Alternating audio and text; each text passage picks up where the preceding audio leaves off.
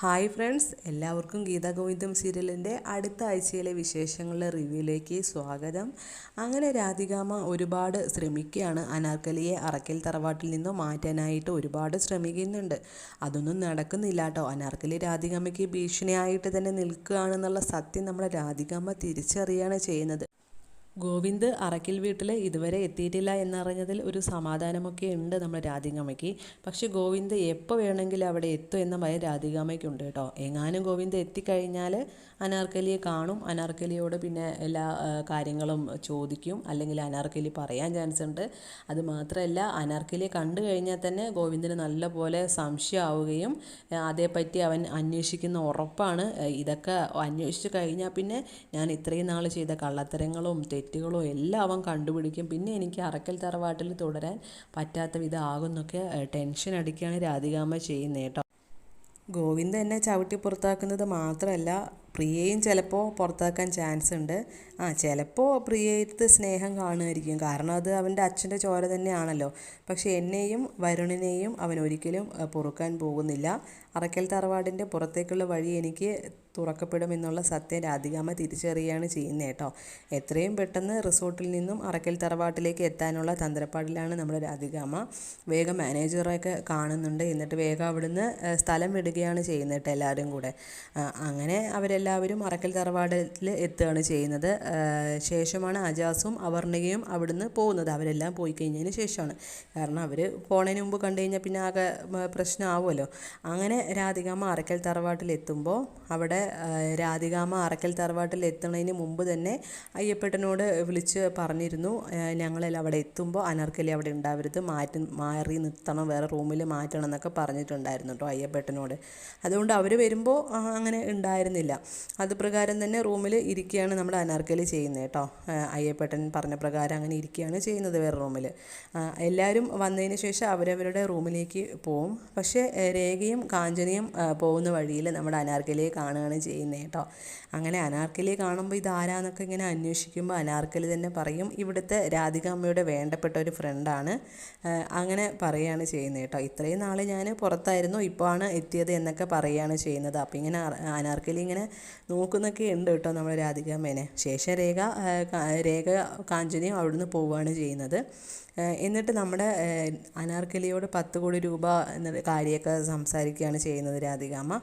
എന്നിട്ട് പറയുകയും ചെയ്യുന്നുണ്ട്, ഈ 10 കോടി രൂപ ഈ പറഞ്ഞ ചെറിയ എമൗണ്ട് അല്ലല്ലോ, എങ്ങനെ ഉണ്ടാക്കാനാണ്? എൻ്റെ ബാങ്ക് അക്കൗണ്ടിലും ബാലൻസ് ഇല്ല, എൻ്റെ കയ്യിൽ പൈസ ആയിട്ട് തരാനുമില്ല, ഞാൻ എങ്ങനെ തരാനാണ്? എത്രയും പൈസ എങ്ങനെ ഒപ്പിക്കാനാണെന്നൊക്കെ രാധികാമ്മ ഇങ്ങനെ പറയുന്നുണ്ട് കേട്ടോ. അപ്പോൾ നമ്മുടെ അനാർക്കലി ഭീഷണിപ്പെടുത്താണ്, നീ തന്നില്ലെങ്കിൽ വേണ്ട, ഞാൻ ഗോവിന്ദനോട് ചോദിക്കാം, നിൻ്റെ കൂടെ ചേർന്ന് ഞാൻ ചെയ്ത എല്ലാ കള്ളത്തരങ്ങൾക്കും കൂട്ടുനിന്ന് എന്നോട് തന്നെ നീ ഇങ്ങനെ നിന്നെ എനിക്ക് നന്നായിട്ട് അറിയാം, നീ വെറുതെ നുണ പറയുകയാണ്, നിൻ്റെ കയ്യിൽ കാശ് എന്തായാലും ഉണ്ടാവും, എനിക്ക് നിന്നെ പോലെ തന്നെ നല്ല പോലെ ജീവിക്കണം, എനിക്ക് കാശ് കിട്ടിയേ മതിയാവൂ എന്നൊക്കെ പറഞ്ഞ് നമ്മുടെ അനാർക്കലി ഭീഷണിപ്പെടുത്തുകയാണ് ചെയ്യുന്നത് കേട്ടോ. അപ്പോൾ നമ്മുടെ രാധികാമ്മ അങ്ങനെ എന്തൊക്കെയോ പറഞ്ഞ് ഒപ്പിച്ച് അനാർക്കലിയെ അവിടുന്ന് പുറത്ത് വിടുകയാണ് ചെയ്യുന്നത് കേട്ടോ. അപ്പോൾ അതിനുശേഷം നമ്മുടെ പ്രിയ ആകെ ടെൻഷനാവാണ്, കാരണം പ്രിയ വന്ന് നോക്കുമ്പോൾ ഗോവിന്ദ് അവിടെ എത്തിയിട്ടില്ല. ആകെ ടെൻഷനാവാണ്, എൻ്റെ ഏട്ടൻ എന്ത്, എനിക്ക് ആകെ സങ്കടമാവുന്നുണ്ടെന്നൊക്കെ പറഞ്ഞ് ആകെ കരഞ്ഞ് ബഹളം വെക്കുകയാണ് ചെയ്യുന്നത് കേട്ടോ. എന്നിട്ട് ഇതുകൂടി പറയുന്നുണ്ട്, ഞാനാണ് അവരുടെ ജീവിതം ഇങ്ങനെ ആക്കിയത്, എങ്ങോട്ട് പോയെന്ന് എനിക്ക് അറിയില്ല, എല്ലാത്തിനും കാരണം ഞാനാണെന്നൊക്കെ പറയുന്നുണ്ട് കേട്ടോ. എന്നിട്ട് വിനോദിൻ്റെ അടുത്ത് പറയുന്നുണ്ട്, നീയാണ് എല്ലാത്തിനും കാരണം, നീ പറഞ്ഞിട്ടല്ലേ അവർക്ക് ഇഷ്ടമില്ലാത്ത കല്യാണത്തിന് അവർ നിന്നത്, നിൻ്റെ നിർബന്ധപ്രകാരമല്ലേ അവർ കല്യാണമൊക്കെ കഴിച്ചത്, നീയും വിവാഹം നടക്കാൻ ഗോവിന്ദേട്ടനും ഗീതു ചേച്ചിയും വിവാഹം നടക്കണമെന്ന് വാശി പിടിച്ചത് നീയല്ലേ, അവർക്ക് ഇതുവരെ ഭാര്യ ഭർത്താവായി ജീവിക്കാൻ സാധിച്ചിട്ടില്ല എന്നൊക്കെ പറഞ്ഞ് ആകെ സങ്കട സീനായിട്ട് ആകെ കരച്ചിലാണ് കേട്ടോ പ്രിയ. ഇതെല്ലാം കണ്ട് രാധികാമ്മ നല്ല സന്തോഷത്തോടെ നിൽക്കുന്നുണ്ട്. ഗീതുവിനെയും ഗോവിന്ദനെയും അവർ പ്രിയ തന്നെ വേർപെടുത്തിക്കോളും എന്നൊക്കെ പറഞ്ഞ് നല്ലപോലെ ഹാപ്പി ആവുകയാണ് ചെയ്യുന്നത് കേട്ടോ, നല്ലപോലെ സന്തോഷിക്കുകയാണ് ചെയ്യുന്നത്.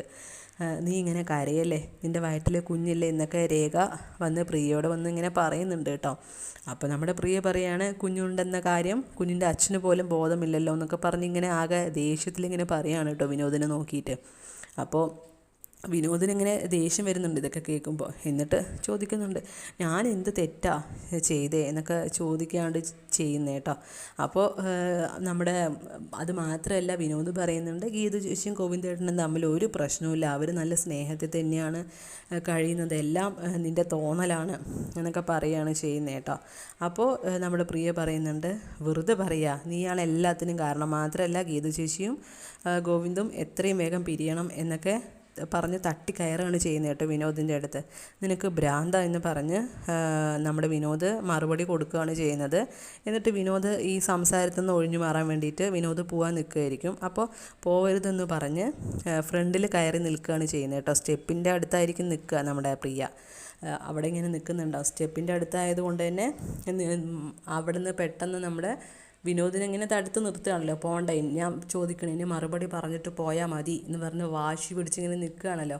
അപ്പം നമ്മുടെ വിനോദ് ജസ്റ്റ് ഒന്ന് മാറുമെന്ന് പറഞ്ഞ് തട്ടുമ്പോൾ അറിയാതെ നമ്മുടെ നിറവയറും ആയിട്ടുള്ള പ്രിയ, ഇത് സഹിക്കാൻ പറ്റില്ല, ആ ഒരു സ്റ്റെപ്പിൽ കൂടി അങ്ങോട്ട് ഇറങ്ങി ആകെ ഉരുണ്ടുരുണ്ട് വീണ് ആകെ ബ്ലഡൊക്കെ ആയിട്ട് ആകെ തല കറങ്ങി അവിടെ കിടക്കുമായിരിക്കും കേട്ടോ. ഈശ്വര, അത് കാണാൻ പറ്റാത്തൊരു സീൻ തന്നെയാണ്, നമുക്ക് ആർക്കും അത് സഹിക്കില്ല.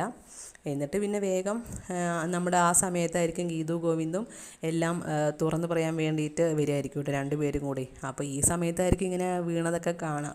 എന്നിട്ട് നമ്മുടെ പ്രിയനെ വേഗം കോരിയെടുത്ത് ഹോസ്പിറ്റലിലേക്ക് കൊണ്ടുപോവുകയാണ് ചെയ്യുന്നത്. ഹോസ്പിറ്റലിൽ വെച്ചിട്ട് നല്ല സീരിയസ് ആയിട്ട് തന്നെ ആണെന്ന് ഡോക്ടർമാരൊക്കെ പറയുന്നുണ്ട് കേട്ടോ. കുട്ടി പോവും, കുഞ്ഞു മരിക്കും, അമ്മയുടെ കാര്യം ഉറപ്പില്ല എന്നൊക്കെ പറഞ്ഞ് തന്നെ അങ്ങനെ പറയുകയാണ് ചെയ്യുന്നത് കേട്ടോ. എന്നിട്ടൊരു അടിയന്തര സർജറി വേണമെന്നൊക്കെ പറയുകയാണ് ചെയ്യുന്നത്.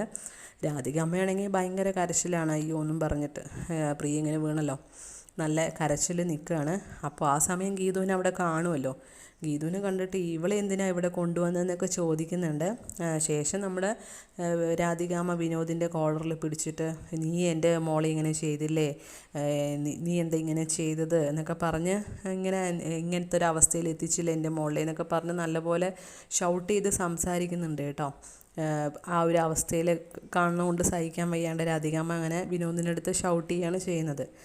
എന്നിട്ട് പിന്നെ അതിന് ശേഷം രാധികാമ്മ ഗോവിന്ദനോട് ചോദിക്കുകയാണ്, എന്തിനാണ് ഇവിടെ കൊണ്ടുവന്നത്, വിനോദിൻ്റെ പെങ്ങളെ കൂടെ കൊണ്ട് നടന്നിട്ട് ഇനി എന്തിനാണ്, കാരണം എൻ്റെ മോൾക്ക് അങ്ങനത്തെ ഒരു അവസ്ഥ ഉണ്ടാക്കിയത് വിനോദല്ലേ, വിനോദിൻ്റെ പെങ്ങളല്ലേ ഗീതു, ഇവളെ എന്തിനാണ് ഇനി ഇങ്ങനെ കൂടെ കൊണ്ട് നടക്കുന്നത്, ഇനി ഇവളെന്തിനാണ് ഇവിടെ വന്നതെന്നൊക്കെ പറഞ്ഞ് ഇങ്ങനെ ചൂടാവുകയാണ് ചെയ്യുന്നത് കേട്ടോ. അപ്പോൾ ഗോവിന്ദ് നമ്മുടെ ഗീതുവിനെ ചേർത്ത് പിടിച്ചുകൊണ്ട് പറയും, ഒന്നിനു വേണ്ടിയും ആർക്ക് വേണ്ടിയും ഞാൻ ഇവളെ ഉപേക്ഷിക്കില്ല, എൻ്റെ ഭാര്യയാണ്, മനസ്സുകൊണ്ടും ശരീരം കൊണ്ടും ഒന്നായവരാണ് ഞങ്ങൾ, ഇനി ഒന്നിനു വേണ്ടിയും ആർക്ക് വേണ്ടിയും വിട്ടുകൊടുക്കില്ല. ഇത് പറഞ്ഞ് കേട്ടതും നമ്മുടെ രാധികാമ്മയുടെ കാര്യം പിന്നെ പറയണോ, രാധികാമ്മ ഒന്നും പറയാൻ പറ്റാത്ത പോലെ ആകെ ഷോക്കായി നിൽക്കുകയാണ്. ഇത് ഗോവിന്ദ് തന്നെയാണോ പറയുന്നത് എന്നൊക്കെ പറഞ്ഞ് ഞെട്ടിത്തരിച്ച് നിൽക്കുകയാണ് കേട്ടോ. ആ ഒരു നമ്മുടെ ഗീതുവിനെ പറ്റി ഇങ്ങനെ ഗോവിന്ദ് പറഞ്ഞത് കേൾക്കുമ്പോൾ ഒരിക്കലും വിചാരിക്കുന്ന കാര്യമല്ലല്ലോ.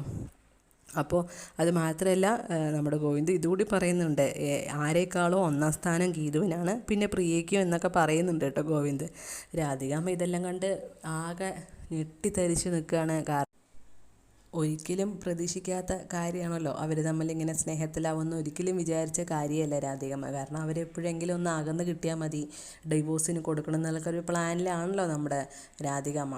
ആ സമയം ഇവർ പെട്ടെന്ന് അന്ന് പിണങ്ങി പോവുകയും ചെയ്തതാണ്. പക്ഷേ ഇങ്ങനെയൊക്കെ ആവുന്ന ഒരിക്കലും രാധികാമ്മ വിചാരിക്കുന്നില്ല കേട്ടോ.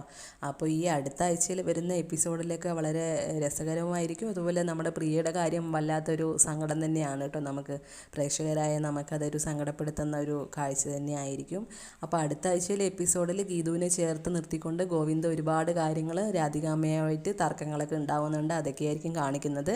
അപ്പോൾ കൂടുതൽ വീഡിയോയ്ക്കായി ഈ ചാനൽ സബ്സ്ക്രൈബ് ചെയ്യാൻ മറക്കരുത്, ലൈക്ക് ചെയ്തിട്ടും സപ്പോർട്ട് ചെയ്യണം കേട്ടോ. അപ്പോൾ താങ്ക് യു ഫോർ വാച്ചിങ്.